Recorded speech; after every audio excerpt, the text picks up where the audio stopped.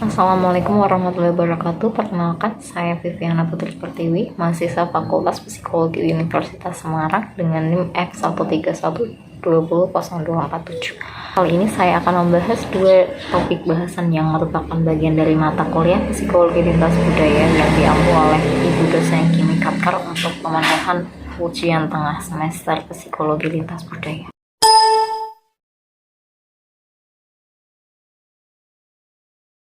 Karena budaya bisa mempengaruhi persepsi. Yang pertama, karena stimulus yang dipersepsikan. Hal ini terjadi ketika individu menyeleksi stimulus dengan memberikan perhatian pada stimulus tersebut. Dan saat itulah budaya mengaruhi apa yang akan kita perhatikan dan persepsi. Yang kedua, proses penentuan persepsi berdasarkan budaya, di mana kita memberikan makna bagi tiap hal yang kita persepsikan berdasarkan latar belakang budaya kita. Sebelumnya saya menyebutkan tentang stimulus dan persepsi. Sebelumnya saya akan menjelaskan apa itu stimulus. Stimulus merupakan rangsangan yang datang dari luar lalu diterima oleh panca indera manusia yang kemudian nanti akan diproses sebagai sebuah informasi. Lalu apakah persepsi itu sendiri? Persepsi merupakan proses bagaimana rangsangan yang diterima oleh indera manusia diproses dan diterjemahkan menjadi hal yang bermakna. Dalam ranah psikologi lintas budaya itu sendiri, persepsi lebih difokuskan pada persepsi visual dan sensasi melalui sensori penglihatan. Dari temuan yang ada dan dapat ditangkap oleh indera penglihatan, diyakini bahwa nantinya budaya dapat memengaruhi persepsi orang terhadap dunia sekitar. Persepsi yang dipengaruhi oleh budaya tersebut dapat berbentuk suatu kepercayaan. Kepercayaan itu apa? Apakah kepercayaan itu? Kepercayaan merupakan sistem penyimpanan bagi esensi pengalaman individu yang telah mencakup pemikiran, memori, dan interpretasi terhadap suatu peristiwa. Kepercayaan ini juga dibentuk oleh budaya individu, yang mana hal ini menjadi penting karena dianggap sebagai sebuah kebenaran. Nah, yang akan saya bahas kali ini ialah bentuk kepercayaan yang berkembang di suku di mana saya tinggal saat ini, yaitu suku Jawa. Nah, salah satu tradisi di suku Jawa yang akan saya bahas saat ini adalah tradisi sesajen. Mungkin kalian juga sudah sering dengar dan lihat sendiri ya. Sesajen ini juga sering disebut ubu rampe atau persembahan ya kalau di bahasa Indonesia. Untuk prakteknya sendiri, tradisi sesajen ini akan dilakukan dengan menyembahkan beberapa makanan di atas meja atau dimanapun itu. Dan ada buah-buahan juga biasanya untuk dipersembahkan kepada arwah leluhur mereka. Biasanya hal ini dilakukan di saat malam Jumat atau di bulan Syawal, biasanya sebelum Idul Fitri itu. Masyarakat suku Jawa percaya kalau arwah leluhur akan datang dan menyantap makanan-makanan tersebut. Untuk gambarnya juga sudah saya tampilkan pada tampilan selanjutnya, bisa kita lihat bersama.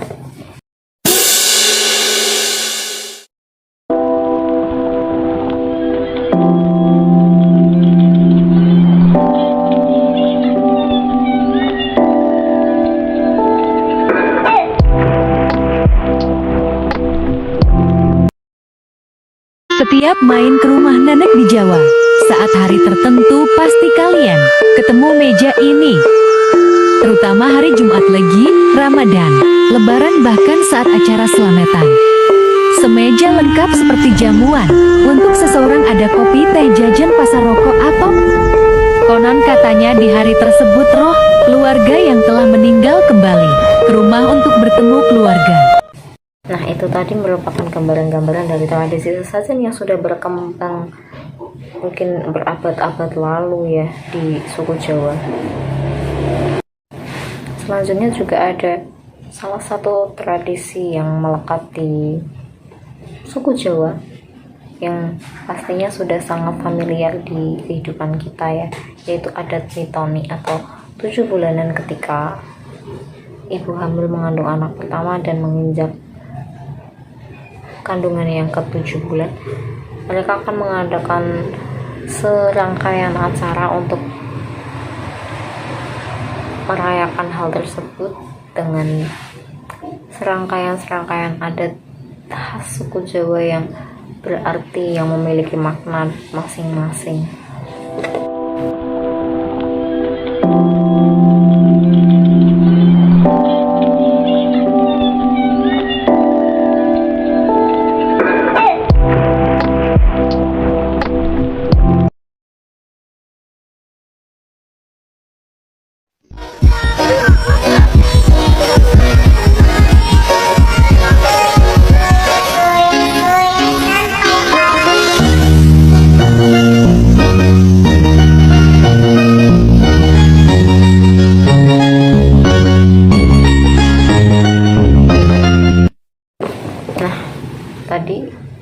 Itu tadi adalah video lampiran dari contoh-contoh tradisi dan kebudayaan yang sudah berkembang di suku Jawa. Nah, sebenarnya untuk selain dari tradisi sesajen dan mitoni tadi, banyak sekali kebudayaan yang sudah berkembang di Pulau Jawa dan suku Jawa itu sendiri ya.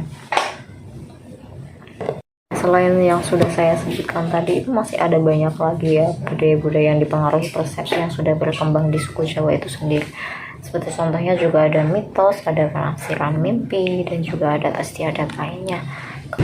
Untuk mitos itu sendiri juga banyak ya yang kita ketahui, pernah kita dengar dari orang tua kita atau kayak nenek kita juga sering berkata.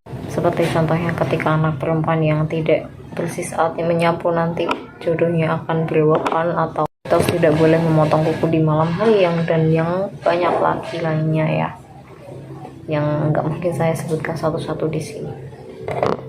Selain mitos tersebut juga ada lagi lainnya seperti hal-hal mimpi yang ditafsirkan menjadi hal tertentu. Misal mimpi bertemu bulan nanti ditafsirkan bahwa itu akan membawa kesialan, atau mimpi lainnya yang akan membawa pada hal buruk lainnya juga kita juga sering dengar.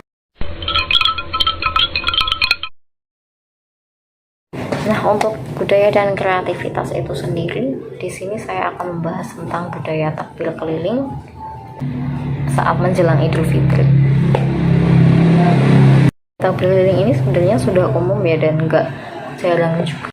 Budaya takbir keliling ini pasti sangat sering kita jumpai di daerah kita maupun di kota-kota besar juga sering.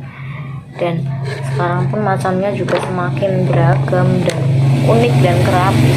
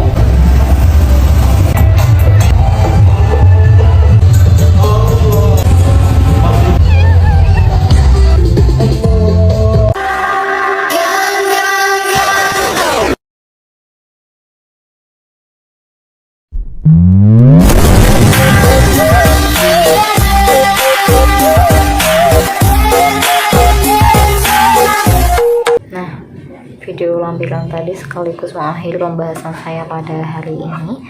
Semoga video pembahasan ini dapat bermanfaat bagi siapapun yang melihatnya. Nah, untuk kesimpulan saya sendiri dari pembahasan kali ini adalah bahwa budaya kita, keberagaman budaya kita harus selalu dilestarikan, entah meski itu berbeda-beda, tetap harus kita lestarikan untuk menjaga kerukunan dan kebersamaan. Sekian dari saya, kurang lebihnya mohon maaf. Wassalamualaikum warahmatullahi wabarakatuh.